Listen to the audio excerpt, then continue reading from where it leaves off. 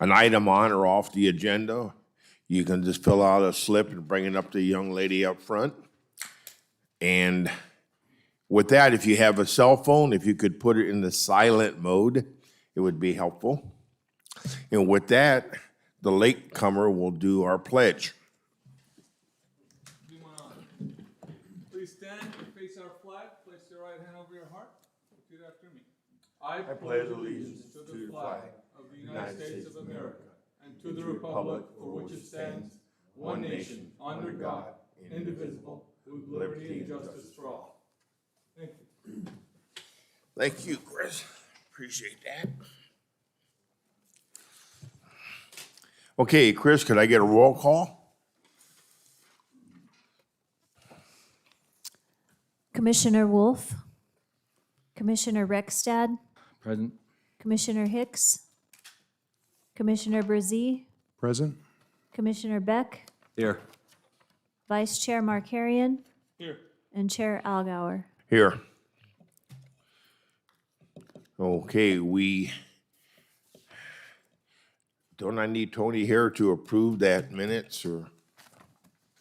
Yeah, upon review, it appears that both set 7 minutes identified on the consent calendar does not have enough votes to be acted upon today. Okay, So we'll have to continue those. we'll postpone that then. Okay, do we have any public comments not on the agenda or? No public comment slips on items not on the agenda. Okay, get approval can't get approval of the minutes, so in the consent agenda, huh? Why can't we approve the August 4 minutes? We're missing Tony Hicks No, and Aaron. I don't think we had enough here. Yeah, we would need either Tony or Aaron Oh, to have sufficient votes. Okay? You okay? Yeah. All right, make sure you're okay. Okay, with that, I guess we'll just move right into our first item on the agenda. The July 7th meeting? What's that? We're going to approve the July 7th meeting? No, we're short on that Oh, one, that's the too. one we're short on, too. Oh, I'm Yep, sorry. we're having a shortage tonight. Okay. Okay, the first one would be number 19-059, a special use permit. Thank you, Honorable Chairman Algauer. So the applicant, Mr. Shapiro, has submitted case number 19059, which is a special use permit and architectural review for a 20-foot tall and 2,880 square foot detached metal garage to be located on their single-family residential property at 35686 Oleander Avenue. The site is a 1.24 acre parcel and the zoning is RS 20M single residential 20,000 square foot minimum lot size on that property. And it's surrounded by other single family residential uses to the north, south, and west. And then rural residential with a minimum 1 acre lot size to the east. The site plan is up on the screen right now, and it's currently improved with a 2,965 square foot single-family residence, an existing pool, and then the red arrow is pointing to a proposed 2,880 square foot detached metal RV garage. While the structure fits within within all RS 20M setbacks, the applicant cannot move forward and receive building permits until an existing 200-foot drainage easement has been vacated and a new redefined drainage easement has been recorded. You can see an approximate estimate of this new redefined drainage easement area where the blue arrow is pointing to. It looks to be about 20 feet, but currently right now, the rear 200 foot portion of that property is all an existing drainage easement. So some history on the drainage easement is that through the project noticing period after accepting this project as a complete application, the engineering department discovered an existing 200-foot wide drainage easement area at the rear portion of the property. Below is the county assessor's map, which indicates with the dashed line where that drainage area is. So the applicant decided to have a hydrology and drainage study completed on the subject property to see if the existing drainage easement area could potentially be reduced to a smaller area. And ultimately, upon review and acceptance of a hydrology study by our engineering department, the existing drainage I'm losing, oh, I thought I lost connection, sorry, would need to be vacated and approved by city council and then redefined based on this approved study. So the elevations for this structure are up on the screen right now, kind of a standard metal garage with a pitched metal roof and a peak height of 20 feet. There'll be 2 roll-up doors on the south front elevation of the structure that are 12 feet wide by 14 feet tall, a man door on the side or west elevation for access, and 2 windows for added detailing on the side of the building that faces towards Fremont Street. The siding of the structure will consist of vertical rib steel panels and is proposed to be painted a light stone color to match the single-family residence at the front of the property. The roof and roll-up doors are to be painted polar white, and accents on the trim edges and windows, as well as the base structure, are proposed to be painted country red. And this country red color would match the brick base on the primary residence at the front of the property.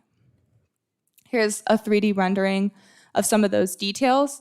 At this time, the applicant wishes to paint the country red base only along the southern and eastern elevations, but the planning department recommends that this base is added to the remainder of the structure because when heading south on Fremont Street, it is likely that the north and rear elevations will also be visible. Here's a photo of the existing single-family residence at the front. You can see the brick base detailing kind of off of the garage area on the western side of the photo. There's a perimeter block wall surrounding a portion of the site, and then the remainder is a chain link fence, and the structure would kind of go beyond that. Public comments, in terms of project noticing, no comments were received from surrounding property owners, and this project would be exempt as a small structure pursuant to CEQA, so it's staff's recommendation that the project is approved. The special use permit findings are adopted as well as a categorical exemption, and we're directed to file a notice of exemption. And just to clarify, so this is just to approve the architectural component of things. At this time, the drainage easement area still needs to be vacated and worked through with engineering. And so ultimately, an approval of this project would just help expedite the timeline for this applicant once all of those processes are complete. Okay. Thank you, Madeline. Anyone have any questions for staff at this time? Yeah, does the drainage have to be done before they put the structure? Yeah, so that's what I was just trying to clarify and indicate that this drainage easement has to be finalized and the new boundaries redefined before they can pull a building permit for the structure. Because as is now, the structure is within that drainage easement. So once all of those processes are complete, they would be able to pull a building permit. So say that takes 6 months, but this project has already been approved, the applicant can much more quickly move through the building permit process because they would have already had this architectural review done, as opposed to waiting for the drainage easement to have So- all of those things. So does flood control have to sign off on this? Ultimately, the city's engineering division would have to approve the drainage study, and then the vacation would be done through city council. It is not a county flood control drainage channel, it is a city drainage easement. How often does the planning commission approve a project when there's a pending draining issue? It's the first time in my experience that I see a drainage issue that's going to be pending on their approval to move forward. But do we approve it now? Do we wait until they come back?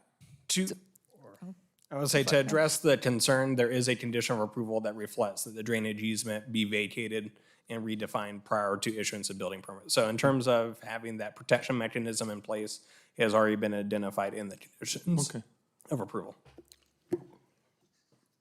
Okay, with that, would the applicant like to make a presentation? If you could just state your name for the record, please, and address. Hi, my name's Kim Shapiro. I live at 35686 Oleander Avenue in Yucaipa.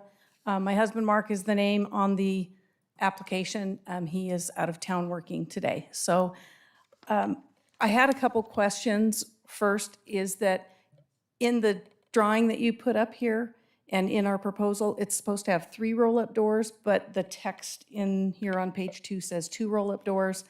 And there's also a man door on the side of the building where the 2 windows are, which does not reflect in the text portion of this. The size is gonna be the same though, right? 2,800 square feet? Yeah. Okay. Yeah, the building's the same size. When she showed the picture and the rendering, it had 3 doors, 3 roll-up doors on the front. That's what I was gonna ask too, but. Yeah, I see and the man door is on the side with the windows. That was not in the text portion on page 2 of your backup documents. It just says a man door on the other end. It doesn't show the man door on the side with the 2 windows. So I just want to make sure that that's okay for that. I just wanted to say we're happy to be here finally. We proposed this about 2 years ago. We've been going through this process, working with the city and engineering on the drainage issue. Hopefully that should be taken care of. We're just waiting.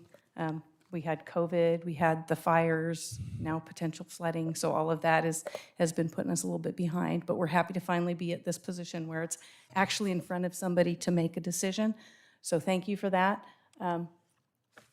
We're very responsible owners. We want to make sure that this fits in with the buildings that were around there, so we have no problem putting that red portion on the bottom of the building that you guys want. So thank you for finally getting to this point. We really appreciate that. Thank you. Thank you. With that, do we have any public comments? No public comments on this particular item. Okay, with that, we'll close the public hearing portion and move to the commissioners. Commissioners, do we have anything? Lloyd, do you have anything? Bart? No. Chris? No? No. Richard? All right, can I get a motion? I'll make a motion that we approve item number 3, which is case number 19059, the special use permit, architectural review for the 20-foot tall and 2,880 square foot detached metal RV garage with the recommendations A through D, with the consideration for the easement to be taken care of, drainage easement to be taken care of as part of the condition. Second? We have a motion and a second. Any other discussion? Seeing none, all those in favor? Aye? Aye. Any opposed? None, motion carries. Okay, I guess we move to our next one. Neighborhood Improvement LLC, case number 21-052. It's a density bonus agreement to allow 100% increase in the land density. Thank you, Honorable Chairman Algauer. So the applicant has, Neighborhood Improvement has submitted this density bonus agreement to establish a senior housing project for individuals who are 55 years or older, as well as a conditional use permit and architectural review for an 18-unit senior housing project on a 1.14 acre residentially zoned parcel located at 12710 3rd Street. The site is on the east side of 3rd Street, south of Avenue E and north of Bella Vista, and it's currently a vacant property. It is accessed from a 24-foot wide internal roadway network that utilizes an existing driveway provided through the adjacent mobile home park next to the vacant property. The zoning is multiple residential RM72C, and it's surrounded by single-family residences and other vacant parcels. The housing density on this site is proposed to be 15.78 dwelling units per acre as per their density bonus request. Given the provisions of our municipal code on a 1.14 acre property with 100% density bonus of 17.4 dwelling units per acre, there could be a maximum of 20 dwelling units on this site. However, there will be only 18. The 18 units will be within 3 two-story buildings. There will be 22 parking spaces, including 2 ADA spots provided on site, and these surpass the municipal code requirements as well as state law. The project meets all setback standards of 30 feet in the front, 20 feet in the rear, and then 30 and 20 feet on the sides. 42% of the site is to be open space. There will be a stamped concrete entry statement, as well as some amenities which include a metal shade cover over a concrete terrace, a solar carport cover, which will be over 10 parking spots, and a common park area with a lawn.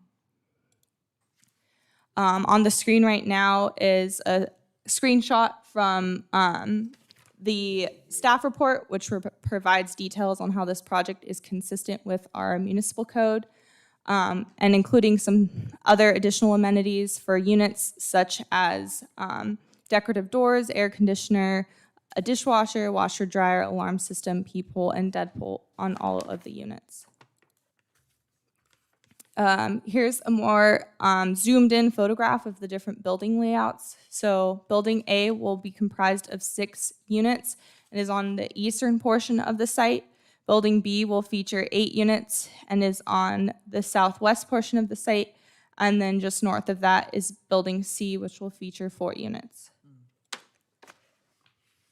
The standard floor plans are on the screen right now, and all 18 units will be 1 bedroom and 1 bathroom with 768 square feet of habitable living space, again, meeting our municipal code requirement. And as I mentioned earlier, unit amenities will be provided.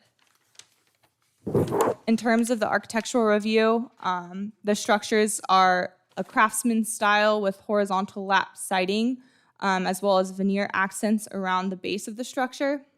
Above the door entrances, there are also porticos for some added building dimension, and on the rear elevations, which is the photograph at the bottom of the screen right now, there's shake shingle proposed at this time. However, the applicant might continue to decide to use horizontal siding when kind of final construction plans are submitted to the Building and Safety Department. However, they have indicated those will be of a different color to provide some additional building detailing and dimension. Here's a 3D rendering which shows the proposed colors of the siding, as well as some details such as the white shutters, and I believe a color materials board is being passed around at the front right now. Conceptual landscaping is also proposed at this time and will be approved through the building plan check process and finalized through our contract landscape architect. Additionally, in terms of fencing, a 6-foot CMU block wall is proposed on the north and south property line at this time, and an ornamental fence is proposed on the eastern property line, which is at the front of the complex, and will also be utilized to provide some screening on the western property line. But there will be a drainage easement that isn't fully finalized yet, and so it's unknown at this time exactly where that fencing will be provided. Private yards will also be included for each of the individual units, and on the ground floor, there will be between 500 to 800 square feet of private open space, which will have maintenance gates so that they can be maintained by the property owner. The second-story units will have 100 square foot balconies, and so both of those are, again, meeting our municipal code requirement for open space for each individual unit. Here's a photograph of the site. And additionally, from another vantage point, it's currently fenced in with chain link. Notices of the project were sent to surrounding property owners and no comments were received. And in terms of environmental review, this project would be able to be exempt as an infill development project. The project will also be subject to development impact fees, which would total $193,307. And it's staff's recommendation that the project is approved, the findings are adopted, as well as a categorical exemption, and a notice of exemption is filed. If you have any questions, the project representative is here to provide some further clarification.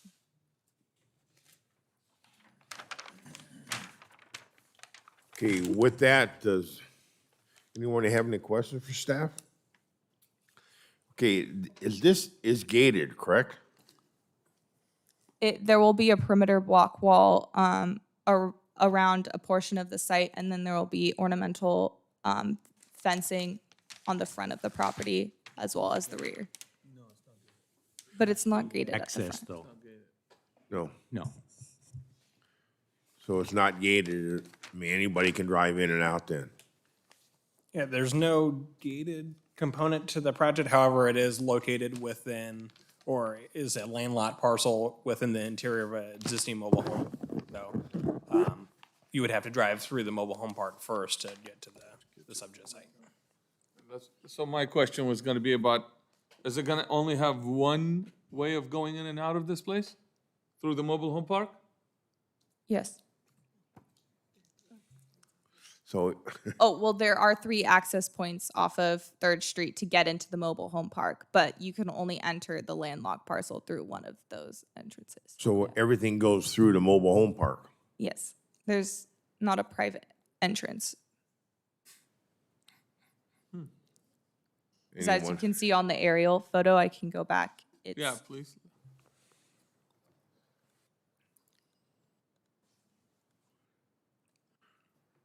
so to the north of the site are single-family residences, as well as to the west and south, and then the mobile home park is to the east, and that's the access point.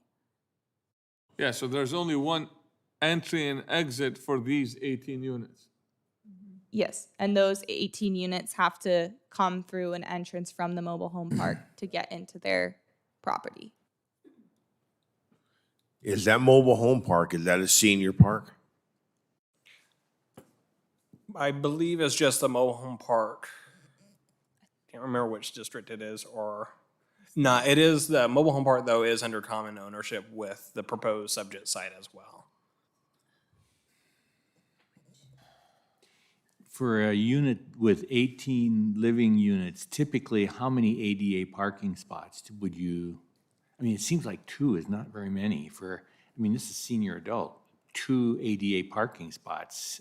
You So go to the a grocery project- store and they have 18, you know? The project is actually overparked for what is required. Regular per s- parking, but how about ADA? It meets the ADA requirements. I don't believe they need to have any ADA spots. Yeah, so ADA is, I believe, 1 per 25 parking spaces, so. Really? Even for 55 and over? And I'm not aware of any specific provisions that govern that separately. I'm shocked.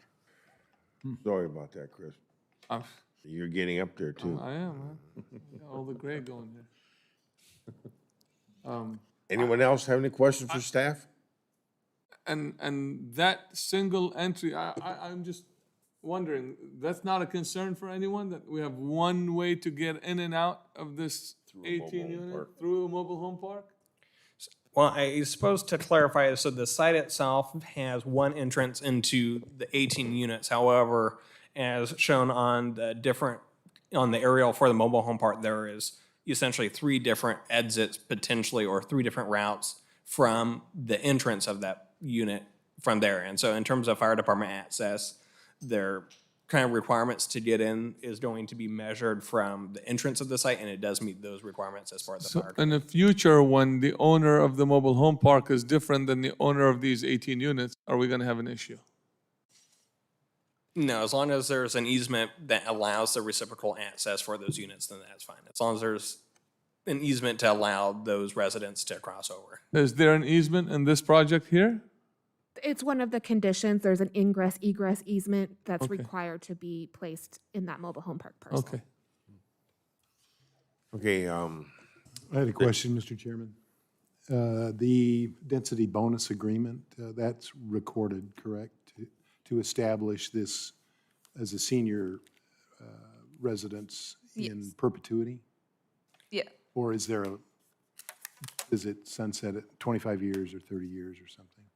It's for the longevity of the property. Or the density bonus, the agreement, I think is about 45 years, if not longer, as part of that. All right, thank you. all right, another question. Do we have any public comments on this? We do, and the applicant is also here in case they would like to have any sort of presentation prior to public comment. Okay. So did the applicant want to make a talk? Come on down. Give me your name and address. My name is Ben Millette. I'm with DKC Architects. We're representing the client. We're at 31555 Avenue E in Yucaipa. I want to just thank the staff. They did a good job at presenting this and working with us on a lot of the questions we've had. And if you guys have any other questions, staff did a good job at answering your questions. As far as ADA, the requirement, it's up to 25 stalls, you need one handicap parking stall. We provided two, but if you look at the site plan, the way that the access aisle works, there's actually 4 spots that can be used as handicap accessible. They're not designated, but they have the striping off to the side. So, I mean, it's not 100%, but it's 4 times what's required by code. And then, yeah, access easement will be recorded in case anything happens in the future.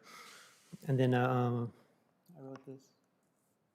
Oh, yeah, as far as drive widths, we've maintained the, I have to double check, I think we did 26. I think city requirement is 24 wide, we did 26, because it's a 2-way access to give the cars enough room to back up and go in and out of the portion. We didn't touch the modular housing area, we just did the portion where the senior housing is. So who'll be responsible for the maintenance of the roadway in and out through the, did you say the property owner? Property owner, yeah. They're responsible right now for the modular housing. They're also going to take responsibility for the parking lot and the roadway. Now, in the park facilities, this senior development, do they use all the mobile home park facilities as well? I don't think that's going to be, that's not a question we talk to the owner about, but I don't believe so. I believe it's going to be a totally separate entity. Okay. Anyone have any questions for the applicant? Nope. Thank you. Okay, thank you, sir. Now, we have any public comments? We do one from Mr. Ed Rhodes? Okay.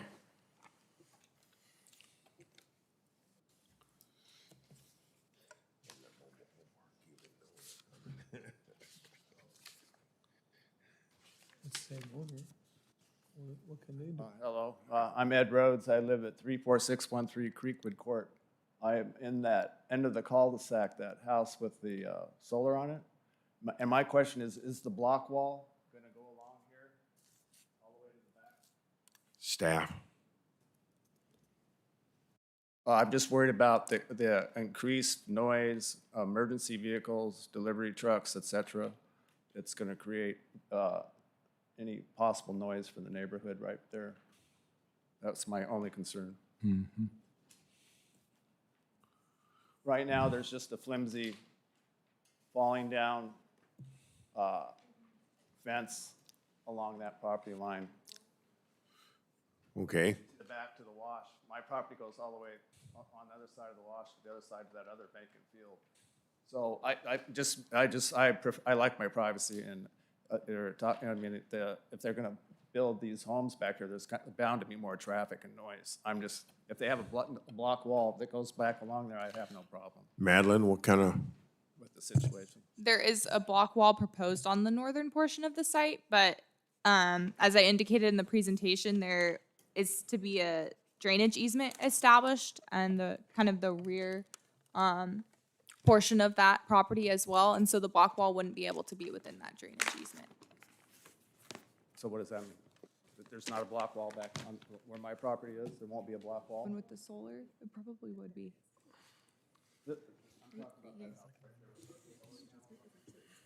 Is it possible to use a pointer? Do you have a pointer so that the applicant, the speaker can point to the exact? I think we can, clarify whether or not we want to continue to have Mr. Rhodes up.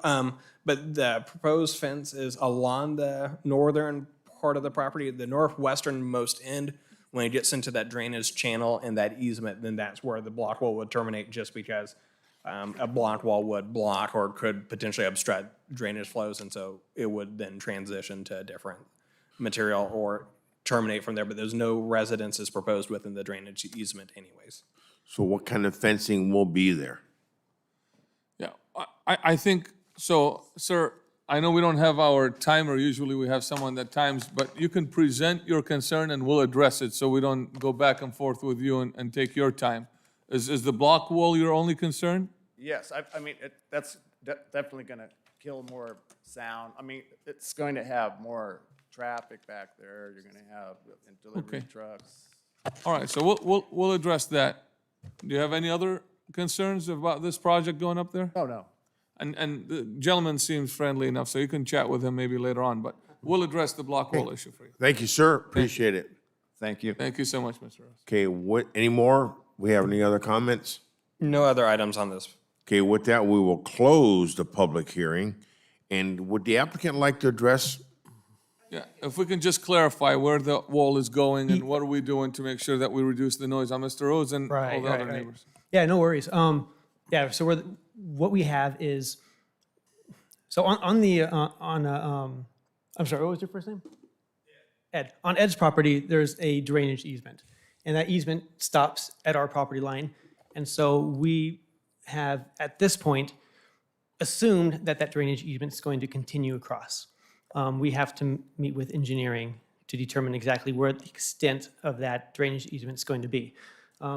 But our plan is to do a block wall along the north property line as far west as we can. Once we hit that drainage easement, or, if that easement is even there, it may not need to be there anymore. If we do a hydrology, we're going to go as far as we can. And that's how the project is presented right now. That's how it's that you're presented, going to right. have the block wall as far as you can until where you can't go anymore for drainage purposes. Exactly, and I believe right now the block wall is going to be on the property line. The wood fence, existing wood fence, I believe in that area is up on the hill a little bit. So, I mean, if you wanted to, you can get rid of that wood fence and have a little bit more yard, so. There you go. Thank you But, so yeah, much. Yeah, no worries. Appreciate it. Thank you. Okay, with that, we'll close the hearing and move to the commissioners. Lloyd, I know you got a question there.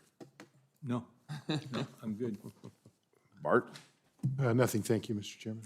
Chris? I think you and I were having the same thought that I'm just wondering if the notices have been sent out. Did we send notices out to all the mobile home park residents about this project coming up through their mobile home park? Typically, when we do the project noticing for projects, we don't notice the individual park tenants, but we do notice the management of the park for them to distribute to their residents. Given that some of the residents may be renters, and so then it may kind of go all over the place. But overall, the process has been to notify the park management itself directly, and then they facilitate. Are there any mobile home owners in the mobile home that this project needs to go through? Do we know that? Are there any individuals living in the mobile home park that own their mobile homes? There may be. I don't know the exact status of the permit to operate for this particular park. If I were one of those guys, I would like to know that this is coming up. And if I had anything to say, I'd like that opportunity. That would be my only consideration for someone that would own a mobile home and we're building an 18-unit senior housing that's going to go through their mobile home park. I'd like for them to at least know, so if they have an opportunity to come out and say something for or against, I'm not saying anyone would be against it, but just a notice. And the owner of the mobile home park was notified as part of this project notice. Yeah, I get that, but I don't know if you're saying that you didn't notify individual mobile homes because you notified the manager of the mobile home park. And I'm saying if there's someone that owns a mobile home on that mobile home park, the owner and the manager are different than the owner of the individual, the little guy that we're supposed to be looking out for. So that 300 feet where they have to send out doesn't pertain to this then? We still do the 300-foot radius, but as part of doing the mobile home park, noticing because of many different variables in terms of how those coaches are owned, some are owned by the park or a fraction thereof, we notify the park management and they're responsible for helping facilitate the rest of the information. Okay. I Richard. hope they're doing what they're supposed to do, so that's what we're doing. Richard, you got a thought there? No, I was just what you guys were thinking, but Okay. yeah. Okay. We have any thoughts here, commissioners? I know, Chris, you got a thought there, so, That's my only thing. That's the only thing I was thinking about, is I'd like to have seen maybe a notice that would have gone out to at least the individual owners of each mobile home. Can we add that as a condition here? To give them an opportunity? Something may not come out of it, but just to have that notice go out? Well, this is the notice of public hearing for the project. We can't re-notice it for if they have issues, then to come back and then reopen. I guess I'm struggling with the logistics. If we're here for the public hearing to take action, to then have a separate notice of, hey, if you want to appeal this kind of thing, then you can. Well, this is a public hearing that someone may not have gotten notice of. That defeats the purpose of a public hearing if I don't know what's going on. Because the only one notified was the manager. I would Manager and think, the I owner would of the think it would fall on the responsibility of the management to notify the tenants of that mobile home court. And if they're renters, I don't want to sound cruel, but a renter doesn't have the same rights that an owner has. Yeah. And maybe they're all renters. Typically, in a mobile home court, many of them are renters. And so I agree with you that I think if we make an approval of this project tonight, and then we come back next meeting and have somebody raising an objection, then what do we do with that? And I would. I think we have to move forward one way or the other, either going on the assumption that the manager did what he was supposed to do, which is notify his tenants. And maybe going forward, if we have future mobile home issues, we could specify that we check for ownership and see who the owners are and notify them and go through those hoops. But if that's not been done in the past, I guess to do it retroactively seems a little. And maybe Ben can confirm and concur that this is an accurate interpretation, but while someone might own a mobile home park structure, there's a property owner across the entire site. The individual mobile home parcels aren't owned by those renters or owners, whoever they are. It's the mobile home park owner, whoever is established property owner. Owns the land. We notified the mobile home park, which notified the owner, and which notifies the manager. And so when we notice other projects, say for a special use permit, if somebody is putting a metal garage on a property that's rented, we mail it to the property owner, even if they're in, Kansas. We don't mail it to the renter of the That makes sense because the mobile home structure sits on a land that's owned by the mobile home park. Is that what you're saying? Yeah, that is correct. There's only one park in the city that is more of a co-op, and that's unique. However, in this case, in terms of mobile home park ownership, some of them are registered through the DMV almost similar. So it isn't necessarily the same as omitting a notification to a specific property owner. It is through that park, which is the underlying property owner, the one that is responsible for the land of which the mobile home park sits. And so they were notified as part of this. Further, in terms of project review and potential concerns, the project does have to be reviewed under the lens of the Housing Accountability Act. It is consistent with the city's development code and general plan. And so in terms of potential challenges that they may have, we can certainly work through their site design elements that need to be worked through. But fundamentally, the project is consistent with the city's development code. Okay. This is kind of a unique project when it comes to the access through a mobile home park. Do we have anything like this in our city right now? I'm not aware of too much stuff. It is a landlocked parcel, so it does create some development challenges. Luckily, they were able to work through the access through the mobile home park. The only other kind of alternative then, given the condition, would be to do mobile home park units instead and extend the mobile home park if that would have been a preference over the proposed project. But that would involve as well doing a general plan amendment to extend the mobile home park overlay boundary for the subject site too. But I love the project. It's great. I'm just having something that doesn't feel. I think what it is, I think Chris and I are heading to that, we know you followed the rules about sending out letters and everything else, but we're kind of debating whether or not the rights of those people who live in a mobile home park weren't really looked into. They have a right to know. I think more than the right, it's just the consideration. because they're gonna have people going through there, and I don't want a mobile home park owner to do such a big project when someone put their life savings into this mobile home to live there for the rest of their lives, and all of a sudden, 18-plus vehicles every day go in and out, or delivery trucks, or all of that, without me knowing. I'm not saying anyone's gonna have an issue with it. I think it's a beautiful project. I think it's gonna enhance the property, but I just have a thing about notice. But that's my only Yeah. thought on this.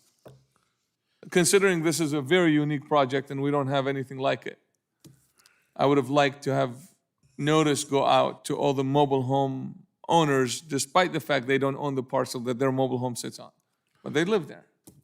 Yeah, I like the project and I'm all for the project. I just think that the homeowners should have been a mobile home, and I think that's something we need to look at in the future. I mean, I think they do have, a fair amount of time where they should be made aware of this public hearing, but they weren't, because it was put in the hands of a manager who is employed by the owner, so. I think something for us to think about going forward. I don't see it as a reason to halt this project, but I just wanted to make sure that we address that kind of issue and look out for the little guy, because park owners don't need us to look out for them. I do not want to hold up the project for that issue. Yeah. So with that, can I get a motion? I'll make a motion that we approve item number 4, case number 21-052, with a density bonus agreement to allow 100% increase in land density to establish a senior housing project for individuals who are 55 years or older, and a conditional use permit and architectural review for an 18-unit senior housing project on the 1.14 acre residentially zoned parcel located at 12710 3rd Street, with the recommendations A through D. Get a second, please? I'll second that. Got a second from Richard. With that, any other discussion? Seeing none, all those in favor? Aye. Aye. None opposed? Project approved through us. Okay, we'll move into the next one is case number 21-090, land use compliance review. Thank you, Honorable Chairman Algauer. So the applicant, Mr. Darwin Bass, has submitted item number 5, case number 21090, a land use compliance review to construct a detached 1,099 square foot ADU with an attached 117 square foot porch and a special use permit with architectural review for a proposed 658 square foot metal garage, including an attached 391 square foot metal cover to be located on his single-family residential property at 36688 Parkview Terrace. The site is located on a 1.28 acre parcel, and the zoning is RS20M, single residential, with a 20,000 square foot minimum lot size, but it's also within the custom home overlay, which has some unique design standards, including a minimum 2,200 square foot habitable living space and 600 square foot garage. The property is surrounded by RS20M to the southeast and west, and north of the site is open space. The proposed structures will be outside of the open space easement areas that are required and indicated on parcel map 15435, in which you can see on the site plan that was provided in the Planning Commission packet, as well as on the next slide. So the site is currently improved with a 4,013 square foot single family residence, and there are 2 unpermitted metal horse stalls that are to be removed. There's an existing pool on the property, and the proposed 658 square foot metal garage with the attached metal cover is indicated by the blue arrow. And then the ADU is on the southeast portion of the lot, just west of the existing horse stalls that are to be removed. And there is a red arrow kind of pointing to that region. The proposed structures fit within all the required RS20M setbacks. The elevations of the proposed ADU are up on the screen. As similar to some previous projects that have had a land use compliance and ADU component, the ADU itself is to be administratively approved by the planning department and is not subject to planning commission approval, but it does have a 12.3-foot peak height and is proposed to be painted to match the single-family residence already on site. Will be a soft gray color on the siding and commercial white trim to match the front house. It will include composition shingle roofing materials, and again, as I indicated, will be ministerially approved. The elevations for the garage are up on the screen right now, and the colors to be used are similar to the ADU colors. All should be cohesive and match pretty well on the property. This structure will feature a 20-foot peak height, and the body will have horizontal ribbed panels. As I mentioned, it's to be painted ash gray with china white trim. The south and front elevation will feature a roll-up garage door and a man door, and there are windows proposed on the north or rear elevation. There'll be another roll-up door on the east side. The metal cover will be attached on the west side elevation and will be painted in the same color scheme as the garage as a whole. Here are some photos from the site. There's a really long driveway that leads up to the property, and then you can kind of see on the right-hand side an image of the existing single-family residence and how it's in that gray toned with the darker gray roofing. Here's an aerial site photo that was submitted by the applicant, and on the right-hand side you can see the existing horse stalls that are to be removed. Project notices were sent to surrounding property owners and no responses were received. And so it's staff's recommendation that the project is approved. If you have any questions, I can hopefully answer them. I don't believe the applicant is present tonight. They are. They're in the back over there. Thank you, Madeline. As always, very good presentation. Would the applicant like to make a presentation?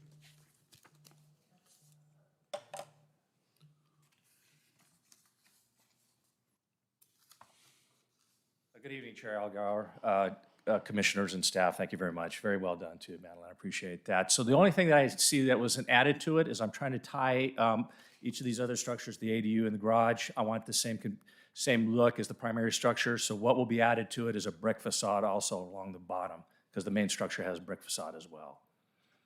So was the removal of the horses part of, was that a condition of the project, or? I don't see it. So the horse stalls, I believe, are unpermitted. There was nothing on file. Okay. But it's also, they're generally within the location of the. Okay, I just wanted to They clarify. have to be removed for you to put the ADU in the garage. Correct. It's a fairly large stall. I think the previous owner had 2 horses, 3 horses. I don't know. We're not going to have horses on the property, so that's not an issue for me. All right. Okay, anybody have any questions for the applicant? Okay, sir, thank you very much. We have any public comments, Ben? Yes, we have one from a Pablo Mendoza and Naomi Rubio on the same chart.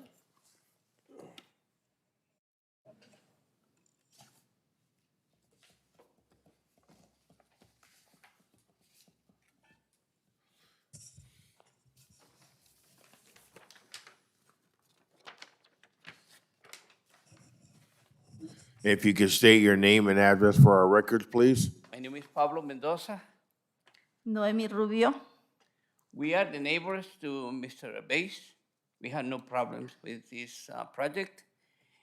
But we here, particularly on our lot, question on our lot, we need your help. We have, the lot is APN 124-59101. And whoever owns the lot on the east side has encroached in our property. And we talked to her one time, because the neighbor above Mr. Bass gave us the number, and she said that she built in our lot because of her dogs. Now, we addressed this issue to the registered owner of that property, Robert Reeder, but the letter came back undelivered. He has an address in Redondo Beach. And so we need your help. How can we address to these people the encroachment in our property that had to be removed, that fence that she built? Ben, is that something code enforcement would help with, or? No, that's a I court have a action. copy of the map here, or the, It's a civil matter. if you need it. Okay, just to let you know here, do you have any problems with this project? Yes. With Mr. Base's project? No, with Mr. Bass, we in All right, so totally, that's absolutely what we're agreement here with to him. consider, and obviously they're right. You have what it appears to be a civil matter against whoever encroached on your property. If code enforcement is not gonna, but this is not within their purview to go out there and tell people to remove fences, but, and we're not here to give you address- legal advice. I don't think anyone here is qualified to act like a No, lawyer. and, our best advice is, would be a court action, a civil matter. It would have to be taken up. That's something we can't do, and I don't believe code enforcement can do anything, because you have to determine property lines and everything else. So this is definitely, a court action. And not to give you any legal advice from here, but I'd recommend you contacting whoever the person is or whoever lives there and work your way up to court, because courts are a little busy nowadays. Okay, And you may not see a courtroom for a few years if you filed the lawsuit. okay, thank you very much. All right, good luck. Thank you for coming. Thank in. you, sir, and I appreciate so we can help. Okay, any other comments? No public comment slips received. Okay. With that, we'll close the public hearing portion, and we'll move to the commissioners.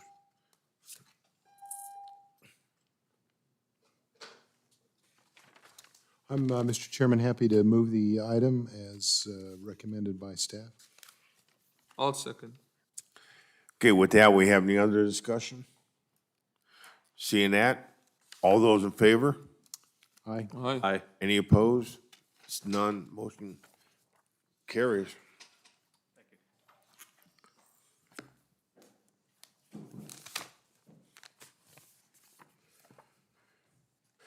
Okay.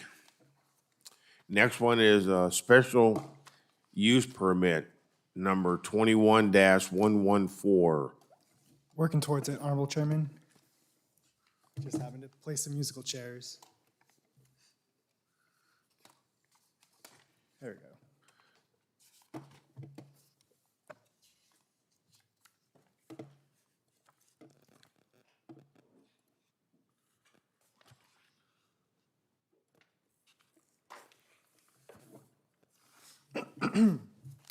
Thank you, Honorable Chairman. The applicant, Peter Lubice, has brought before you case number 21-114, an SUP for the architectural review of a 1,940 square foot and 17-foot tall metal garage located on a single-family residential property at 12584 14th Street, APN 0301-13214. The site location is a 0.55 acre parcel west of 14th Street and north of Kentucky. It is RS10M, single residential, 10,000 square foot minimum lot size property, bordered to the north, south, and east by similar RS10M properties, and to the west with a floodway. The garage is going to act to store the applicant's personal vehicles and belongings.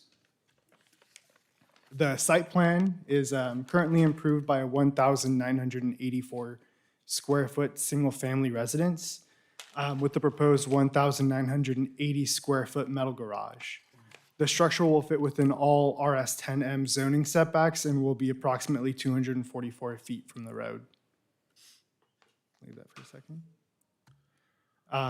The elevations can be seen here. The height is approximately 17 feet at peak, and the color of the garage is proposed to be painted in two different tones with a saddle brown color on the bottom third to create a wainscot appearance and a cashew brown leading to the roof. The roof is going to be painted a slate gray, and the roof trim will be painted warm white to match the primary residence. There will be two roll-up doors and a man door on the front east side of the property, of the garage, and a man door for personal access on the south elevation. This is a photo of the property.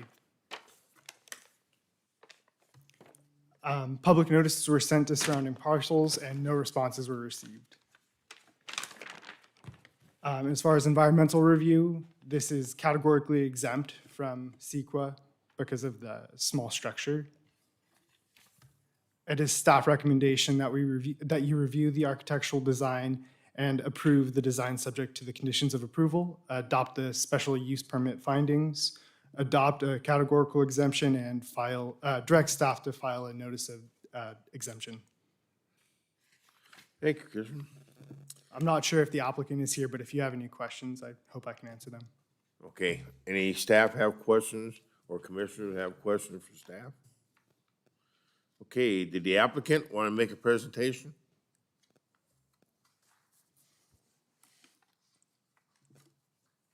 Hi, how you doing? My name is Pete Lubick. I live at 12584 14th Street in Yucaipa here. Thank you very much for your presentation, and thank you for everyone for considering this. Been kind of waiting for a while to get this thing going, and it's nice to see it moving forward. Really don't have anything else unless you have questions, but. Anyone have any questions for the applicant? Nope. Straightforward. Perfect. Thank you. Thank you. So with that, we have no comments, so we'll close public hearing. Yeah, no comments received. Right, so we'll close the public hearing and move to the commissioner. This shouldn't be a problem. We got a motion.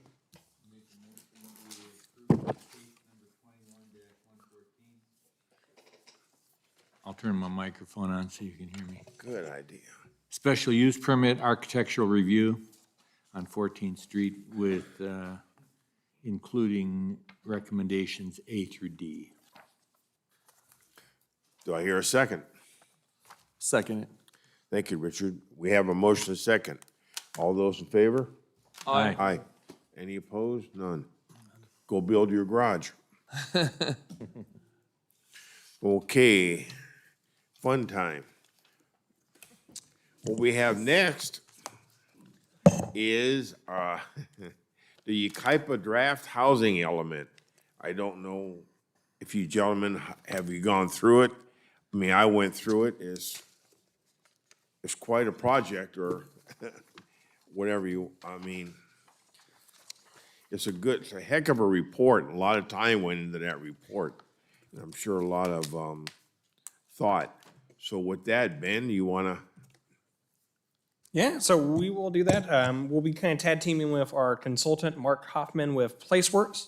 But as you mentioned, this is a study session in regards to the city's draft housing element to correspond with the upcoming housing cycle and the associated regional housing needs allocation, or RENA, thereof. And certainly it's been a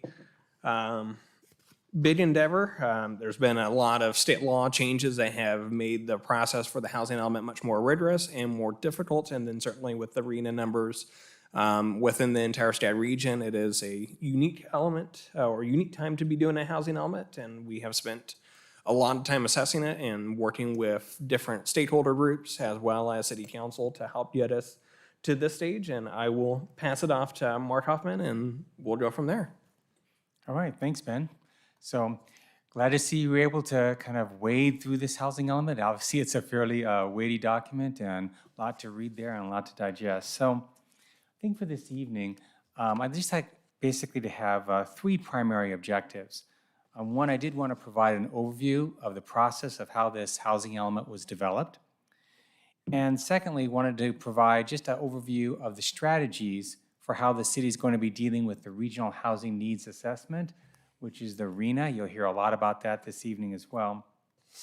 And then finally, to provide an overview of the housing plan and the programs, the goals, and policies that you're committing to in approving this document for submittal to HCD. There's a lot of additional information, facts and figures, charts and whatnot. If you have any additional questions, feel free to just raise them. I'll try to answer whatever I can, or we'll get back with you for any kind of questions that you may have. Next. So before I begin, just want to provide some basic background on the housing element.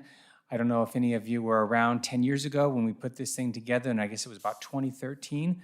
But as you know, all cities in California, they're required to have a general plan and to have a housing element that's compliant with state law. That's one of the responsibilities that all local governments have, including the city of Yucaipa. And in kind of the briefest terms, what the housing element is designed to do is to simply provide for the housing needs of all residents in Yucaipa, of all different income levels, to the very low to the very high.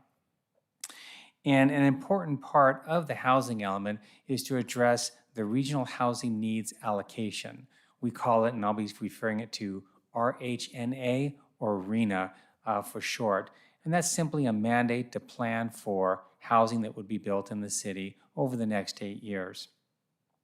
And the proposed draft housing element that you see before you, if it is approved, it will be for the 2021 to 2029 cycle. It has to be updated every year, every 8 years, and it will replace your current chapter of the general plan. Next. So as Ben has mentioned, this is a really unique time for housing. I've been doing housing elements for 20-something years, and I've never seen so much legislation being passed in the last 3 or 4 years than I have. And I started back in 1998 doing housing elements, and I've never seen anything like it. But I did want to highlight just 4 key laws that I think are really important, and it really frames the challenge that we have, and as well as you have, in adopting and moving the housing element forward. The first bill is AB 1397, and what that bill does is it makes it significantly more difficult to prove that you have enough sites for housing. It's not simply enough to have a parcel that you can have available for housing. We have to demonstrate there's additional infrastructure for water and sewer, that the density and the zoning are in place or will be in place, that the fees are not constraining. There's a number of things that we have to do just to prove that a site is feasible to build housing of all different types. 2 other laws, SB 166 requires that the city has to have enough capacity in the hopper to address the RENA at all times over the 8-year planning cycle. We can never have a shortage of housing sites. SB 330 also requires that whatever development capacity the general plan had as of 2018, we have to maintain that development capacity at all times. And if we lose it or go below it, additional rezoning, upzoning has to occur in other locations of the city. That's a new provision of state law as well, and a challenging one to implement. The third key bill is AB 686, and what that bill does is for all cities have to affirmatively further fair housing. That requirement used to be reserved for cities that only receive federal funds directly from the federal government. Now, for all cities of all sizes, regardless of whether they receive funds from the federal government, they have to abide by this requirement under AB 686. And then finally, fourth is AB 72 and a couple other implementing laws. It really raises the bar for housing elements. Now there are financial penalties that are associated with non-compliant housing elements. There's an enforcement unit at the state of California, and the state of California now can refer non-compliant housing elements to the Attorney General for action. So these 4 are quite large sticks this time around that all cities really must deal with. Yes? On AB 686, what's the definition of fair housing? I don't have the exact definition with just me. a ballpark. But basically, it's assuring that there are no impediments for people to rent, purchase, and retain their housing. And these impediments, so for example, it would be unlawful to discriminate in the rental, purchase of housing based upon what they call protected class. And there's like 15 different protected classes. However, this mandate, which is different, it really goes beyond that, and it's looking at other types of impediments that might exist. So things like zoning impediments, things like, transportation-related impediments, accessibility impediments. It really opens it up significantly. And I'll talk a little bit more about that, but this is really a moving target that's going to be challenging to meet. So what is the process for updating the housing element? Well, again, this one is very unique. I've never had to update a housing element in the middle of a pandemic, and so all the normal processes and outreach tools that you would normally think of, we really had to set them aside and look for something that's practical. I mean, we're simply not going to have packed house workshops in the middle of a pandemic. That doesn't work for a variety of safety precautions. So the method that was chosen, or the methods, were to have community surveys in lieu of public workshops. There are 2 community surveys. Anybody can fill them out. We can get hundreds of comments, which we did, rather than pack people in a room to provide comments. There were 3 city council study sessions that dealt with the legislation behind housing elements, and 2 city council, 2 of those sessions were just on identifying sites for where housing could go. Presentations were made at various committees, including the EDAC and the AVA committee. There continues to be a city website dedicated with a housing element page dedicated for that process itself. And there was a booth at the 2021 Music and Arts Festival. Finally, we're going to be holding a couple study sessions, one here, one on the 23rd, to review the housing element before it goes to the state of California for review. After we've worked with the state of California, we'll bring it back again for 2 adoption hearings. So this, at this point, comprises the housing element outreach process. And if I may add as well, some of the survey results and some of the committee discussions and city council actions are included in the agenda report with some different visual representations as well. Certainly the RENA number that cities are obligated to deal with is pretty substantial for the entire region. But certainly one of the key issues that was identified through the outreach efforts across different committees and the public at large is housing costs remains to be a challenge, the inventory and options available for residents. And so even despite kind of the RENA, there is a need for housing market flexibility in terms of providing housing for what Yucaipa residents are looking for. Yucaipa employers are seeing, a lot of people moving to other communities like Beaumont and Banning that's a little bit more affordable. And so their workforce is no longer in town. Even the EDAC had referenced that their kids couldn't afford to move back to Yucaipa, which was their home. And so fundamentally, part of the process for the update is identifying that there is a certain need that we do have to address regardless of the RENA. And so trying to get solutions that work to best address those needs as well. So would it open up doors a little more to affordable housing? Is that the goal? It would be housing for all income levels, but the segment which Ben had talked about would be affordable housing. So the strategies that we'll talk about, it incentivizes housing such as apartments, accessory dwelling units, housing for students, for example, out in the Crafton College area, housing, single-family housing of all levels, and other types of housing. So it's really looking at the full range. So, and I did some homework on this, and I just found out that we don't have anything over 3 stories in Yucaipa because we don't have the fire truck for it. Correct. Right. When are we gonna get that fire truck? It's on order. So, I mean, and correct me if I'm wrong, but I'd like to see our housing grow. We're all on the same page here. We want to bring more people in and all different levels so we grow ours. Sort of. Kind of. Sort of on the same page on that issue. You don't want to bring everyone Don't in? include everybody, but you go ahead and talk for yourself. All right.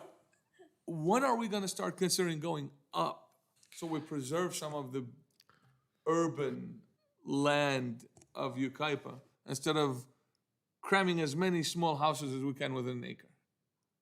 When is that time? Is that not now and maybe another 10 years? You mean to go more vertical? Yeah. So right now, absent the ladder truck, certainly the 3-story limit is a physical constraint that we have. And so the maximum density that's proposed that has been deemed affordable, which we'll get into, is at 3-story. There is discussions about a ladder truck. And so one of the policies as part of the Uptown corridor is allowing a little bit more flexibility that if there is a ladder truck to allow perhaps more increased density or height once that's in line as a way to encourage, a variety of, kind of more luxury type stuff and that gamut.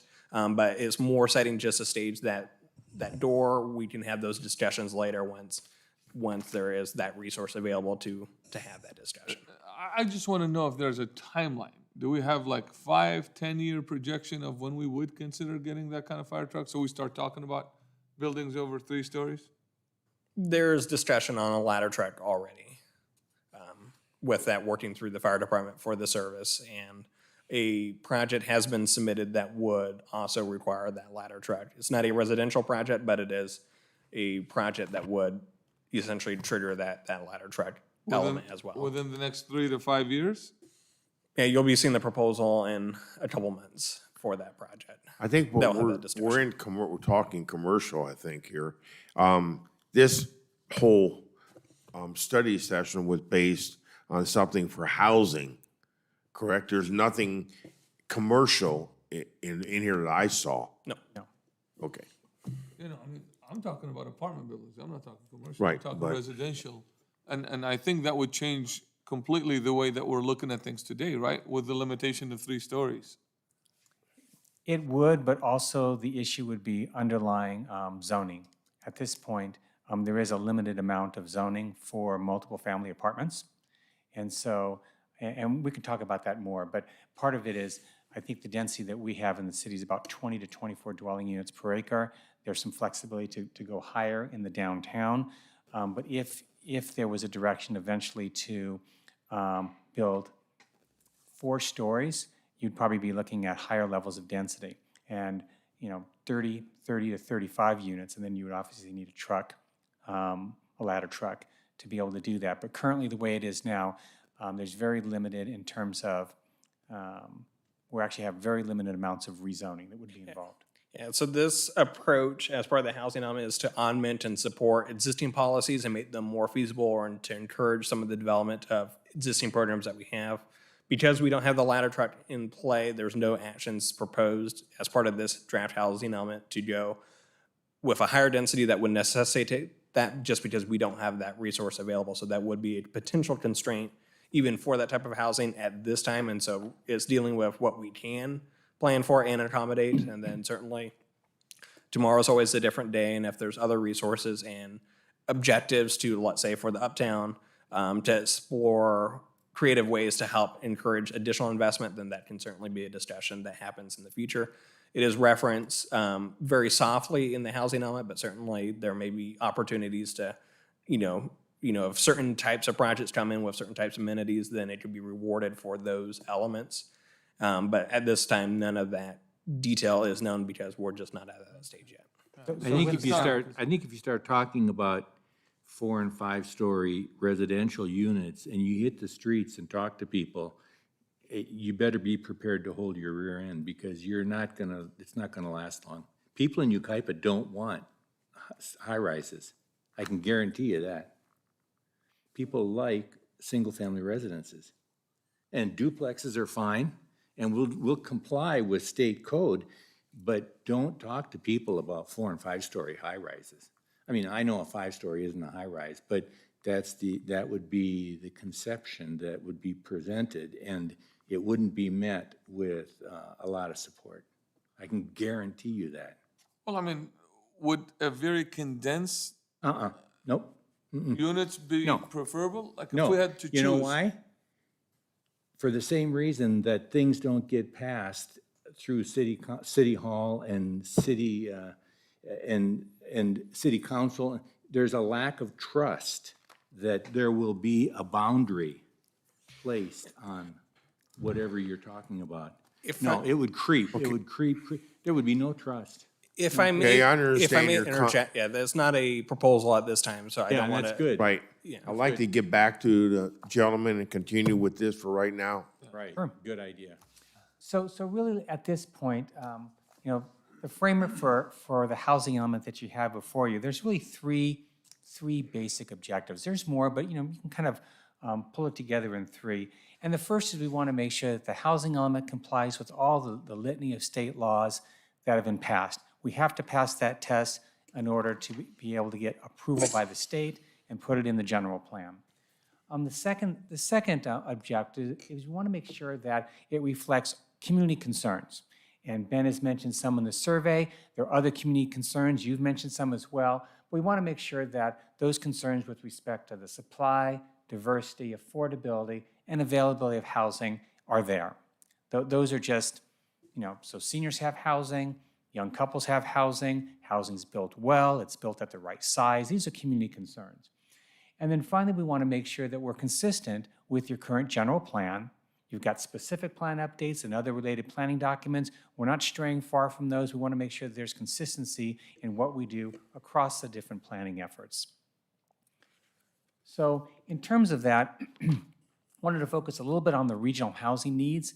And what the regional housing needs are, these are the number of units that have been assigned the state of California and all the regions and all the cities in California for what they need to plan for. And so I've got listed a process here, but every 5 years, the state of California, they project how many people are going to be living in the state of California throughout the state, as well as the number of housing units that are needed for these families. The state of California then allocates a number to different regions. And as Ben had mentioned, Southern California received a goal of about 1.34 million new units by 2029. Whether or not that gets built is another question, but that's the goal that the state has set. Now, the Southern California Association of Governments, they have a specific target for each individual city, and they've allocated 2,866 new units to Yucaipa by 2021. It's a planning goal. It's significantly higher than the last time when you had 1,650 units.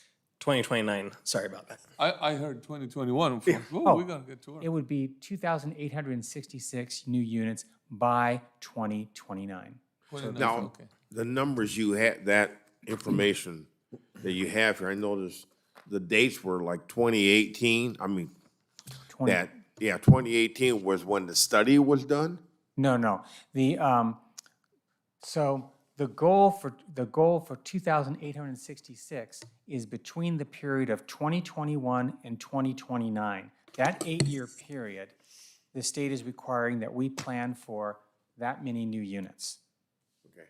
And just to clarify, that means that we have within the city zoned housing that will accommodate that number of units by the target date.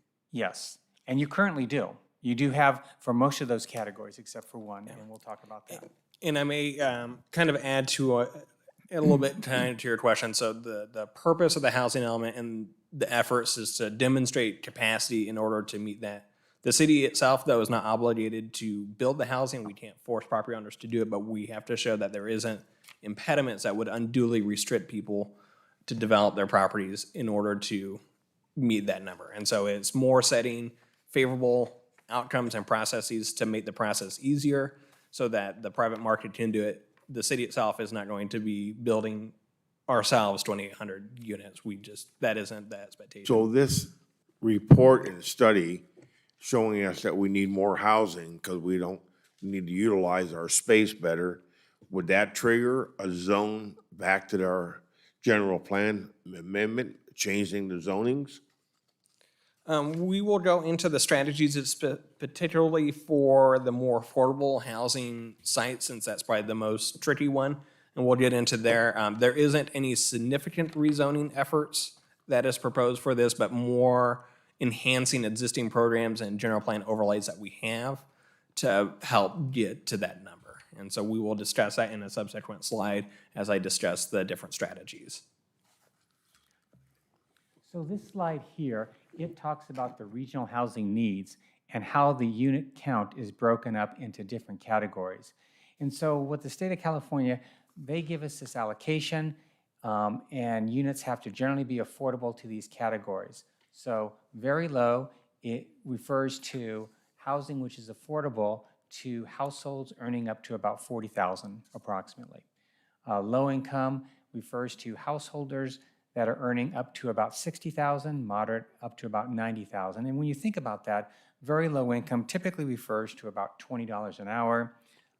Low income is $30 an hour, and moderate is about $45 an hour. That's kind of how you think about it.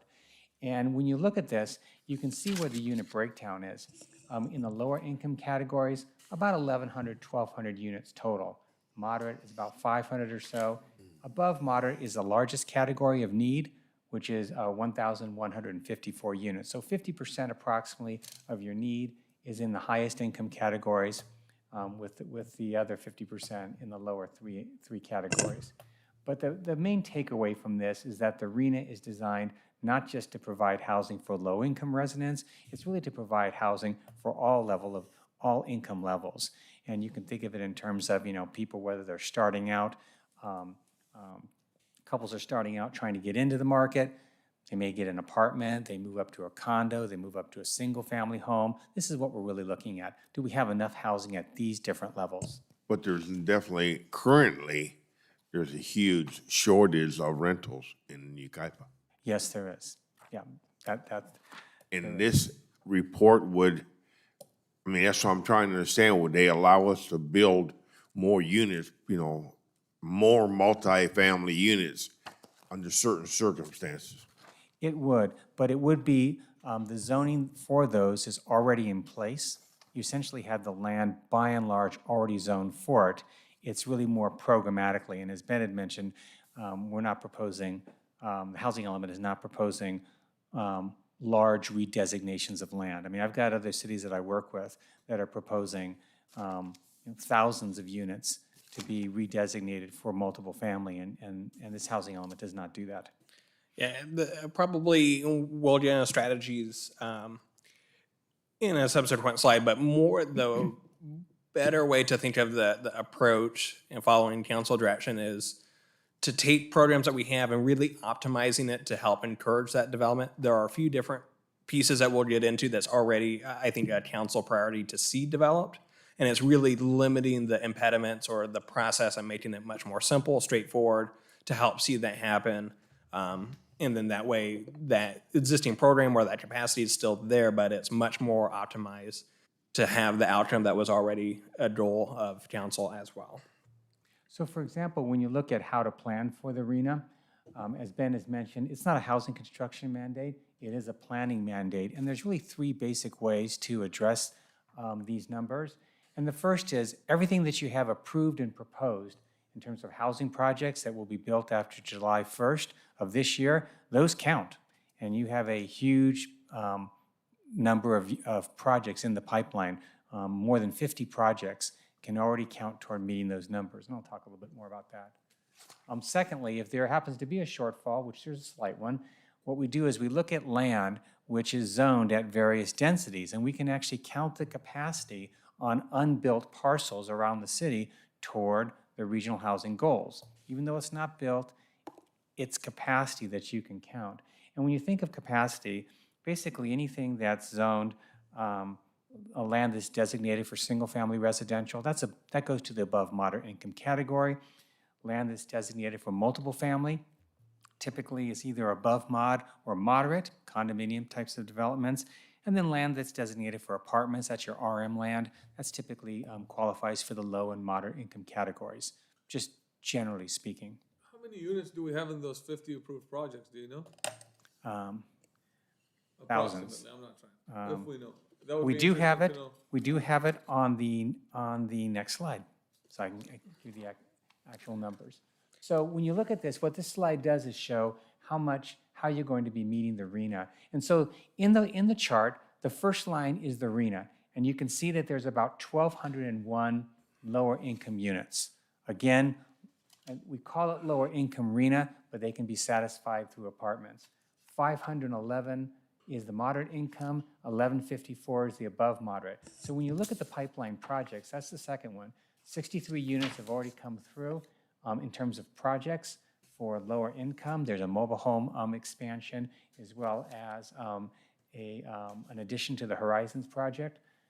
826 for moderate income. Many of those are either market rate apartments, smaller apartments, or condominium projects south of Yucaipa Boulevard.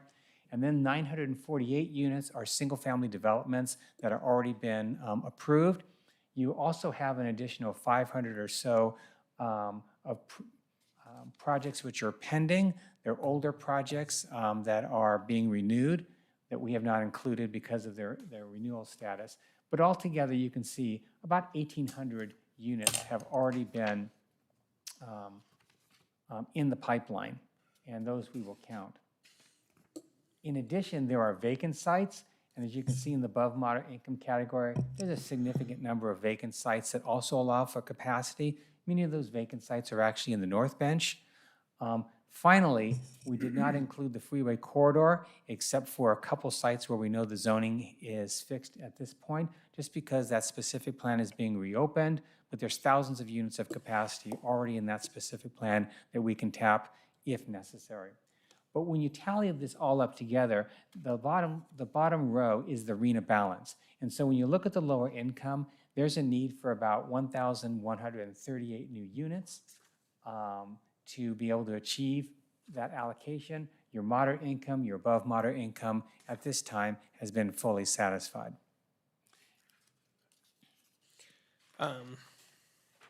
So at this point, what I would like to do is to talk about how we're going to address the shortfall, which is the lower income category. And so if I can pass the baton back to Ben, he can go over the 7 different strategies, many of them that you're already aware of, to address that need. So a lot of this, as I kind of mentioned, is building off existing programs for the most part, with a few exceptions I'll get into. As kind of expected, you know, the RHNA and the goals of the housing elements to provide housing for all income levels. However, certainly the one that is the most challenging for a number of different reasons is when you start getting to the lower income stuff, and it's providing some of that higher density housing. And so that's where a lot of the effort for most cities' housing elements get into, is just that more specific policies, but certainly globally as well.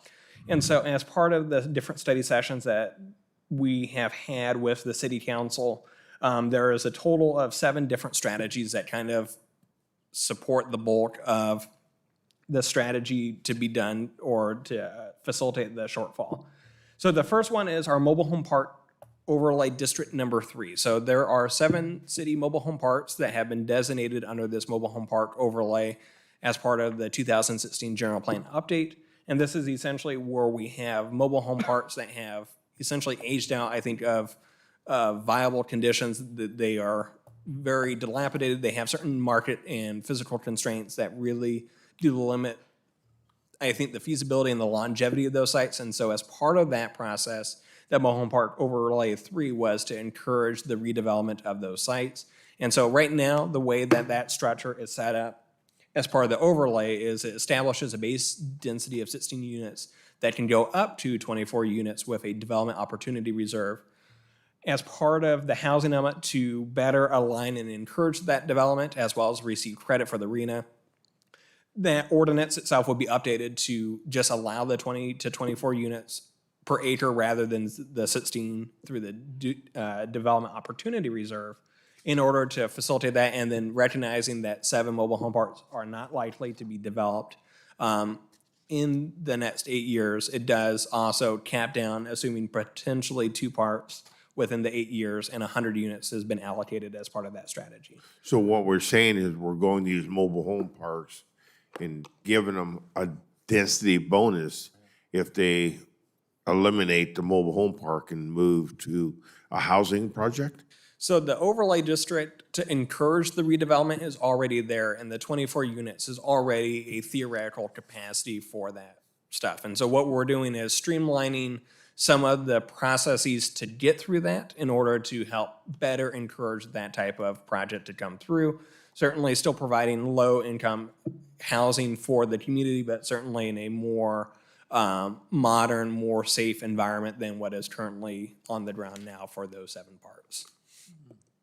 As part of it, a similar kind of policy then is also with the Uptown Corridor District. So similar to the mobile home park, we have a base density of 16 units per acre within the Uptown Corridor District specific plan. And then this essentially carries through, and then what goes up to 24 dwelling units with the Development Opportunity Reserve. Similar, it would remove that DOR, establish the base density of the 20 to 24 units as a by right process. And so since that policy and that capacity is already there, we're just better unlocking it, better utilizing it, and making it a little bit more certain for someone that does want to invest in the Uptown District to do so, the outcomes are much more clear on whether or not the project and the capacity that they're proposing can be approved, and so it streamlines that element as well. Third one is our freeway corridor specific plan. This is a policy, as Mark kind of mentioned, it is a specific plan that's in place. It's been used as part of our housing element before. The city is currently working on an update to the freeway corridor specific plan, so there are a number of sites that were planned in that we are not including as part of this housing cycle. However, there are essentially 3 different parcels kind of along Live Oak Canyon and Outer Highway 10 that are adjacent to the streets. They're adjoining to some of the utilities that they need, and so we are retaining those sites that are already in the approval process, are already zoned for that, and maintaining that as a housing site for this housing element as well. The fourth one is our College Village Corridor Overlay District. This was another 2016 general plan policy and document that was developed. The Plan Commission has already reviewed that College Village Overlay District in the past, and then essentially to better qualify and encourage development of this particular site, 100 units of the overall 398 multifamily units that would be allowed in that area would be allowed as a by right process as well. So a way to help jumpstart the development of that site and encourage the other mixed-use development component of that site as well. But it helps unlock some of that development capacity as a feasible site for the upcoming housing element.